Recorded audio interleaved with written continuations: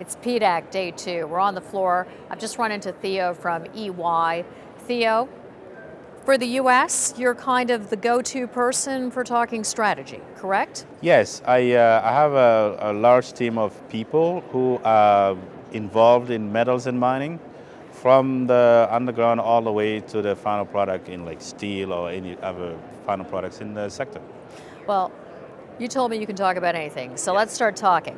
Number one, gold. Gold is over 5,000. Is it going to continue to move up? Can you talk about the trend with gold, or where are you sitting with gold right now? So what is interesting in our job is to avoid predicting the price of gold. There's better people to do that. But what we actually can talk about is the triggers that make the gold go that high.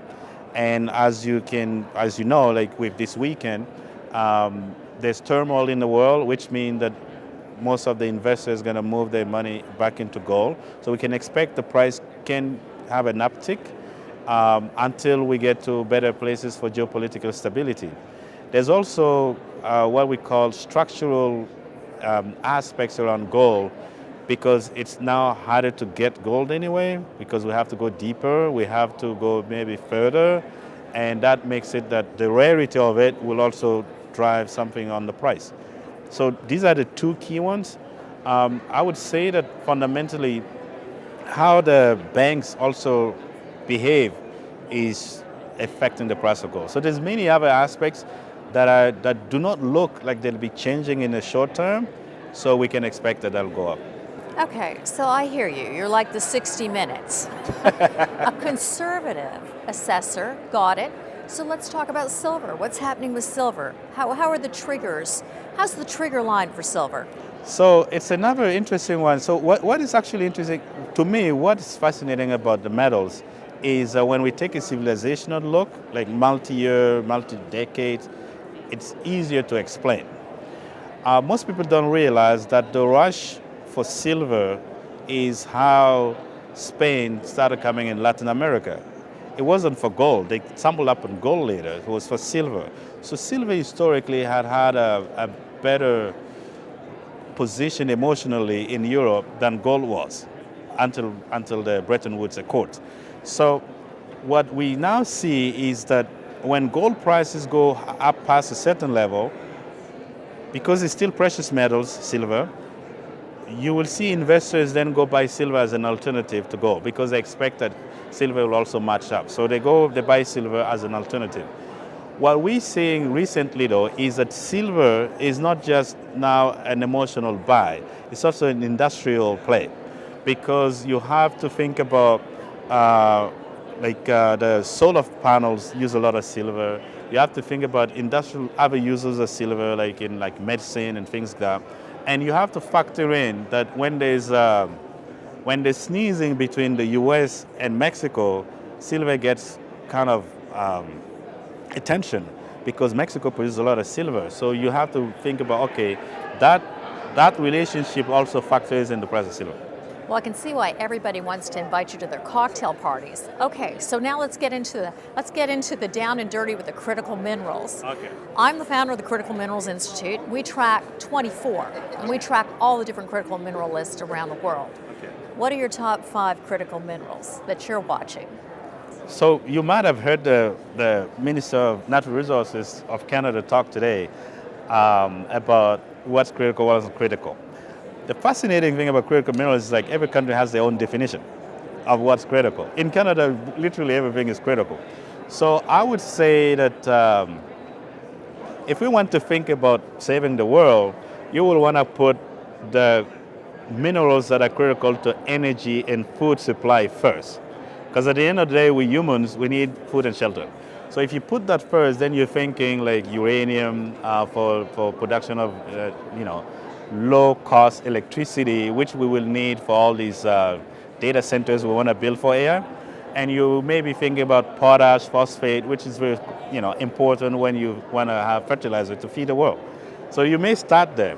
And then if you're an investor that want to think about, okay, what's the next new trend, you might say, no, I actually want to do nickel, cobalt, because my focus is on EV.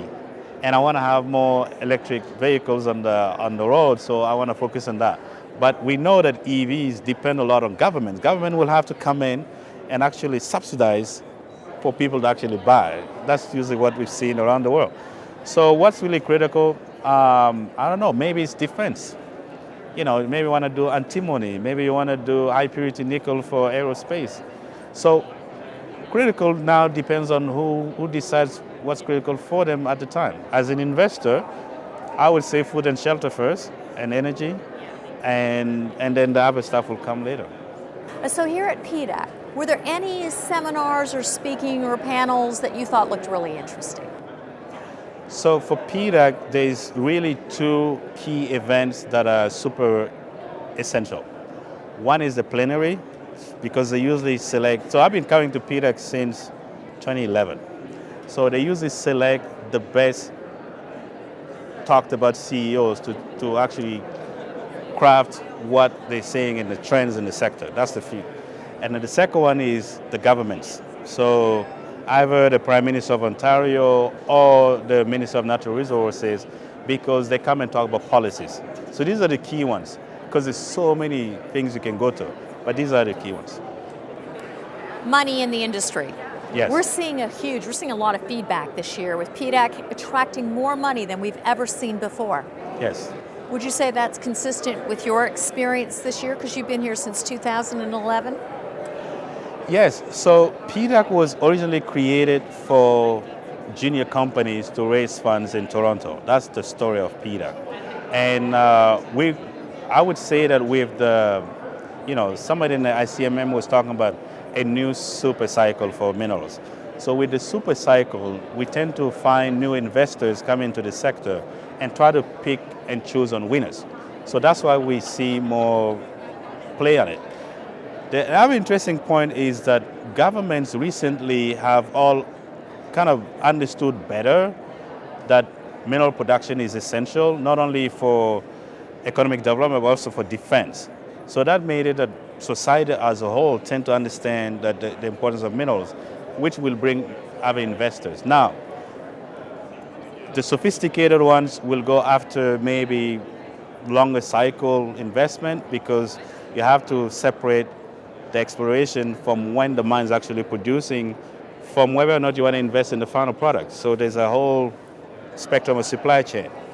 And that's how I expect that different investors will tap on different parts of the supply chain in the coming years. So I'm going to throw out some questions for you. Just give me a quick answer, okay? Yes. Let's make this a little bit more intriguing for you. Obviously, you're smarter than the rest of us. No. Let's start with India.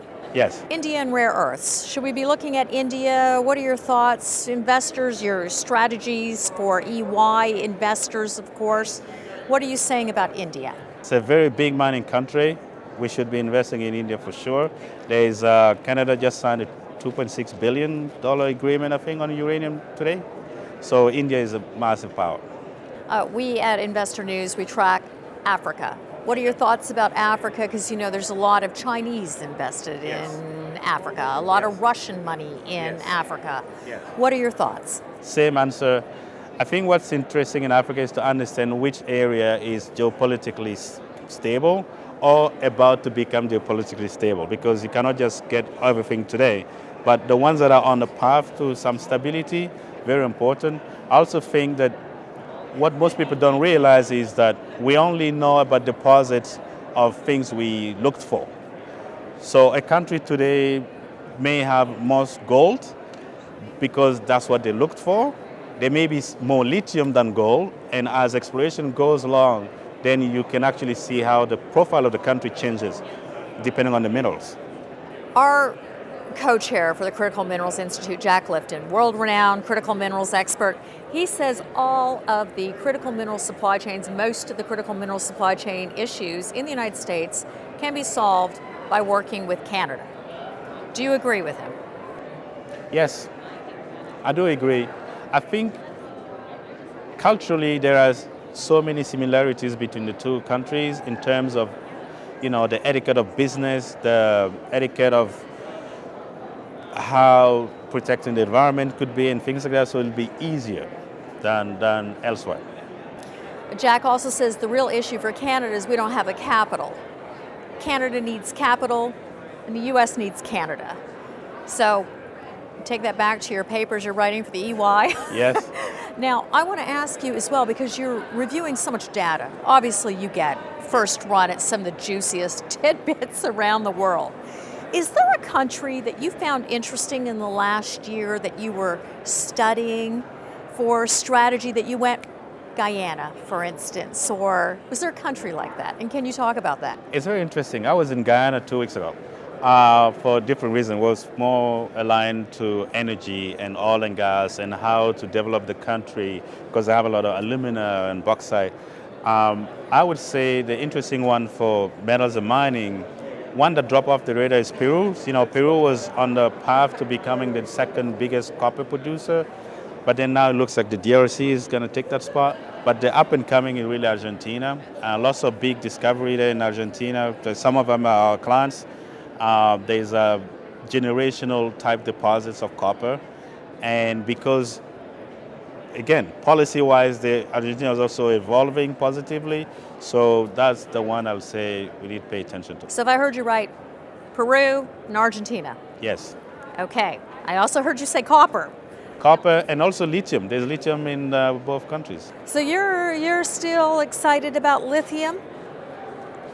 So I think even when a lot of people pair the evolution of the lithium price on the EV alone, but I actually believe that most of us are going to start trying to store energy at home.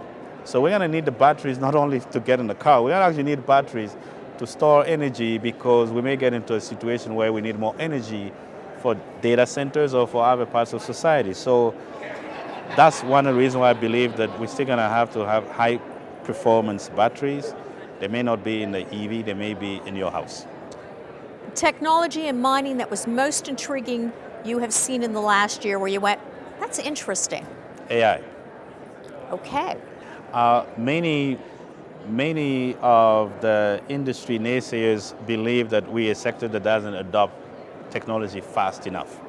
But with AI, we've seen, I was at the mine site all last week, and I've seen that even at general simple employee level, people are using AI or trying to figure out to use AI to have higher productivity, have better knowledge, and so on. So it's coming in faster than most people expect. Is there anything else you would like to add in this interview? Because it has been such a pleasure, Theo.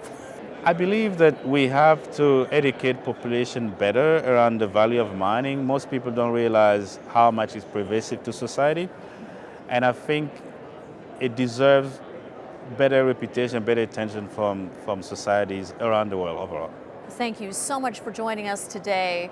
And for everybody interested, please go to the following website. Thank you, Theo. My pleasure.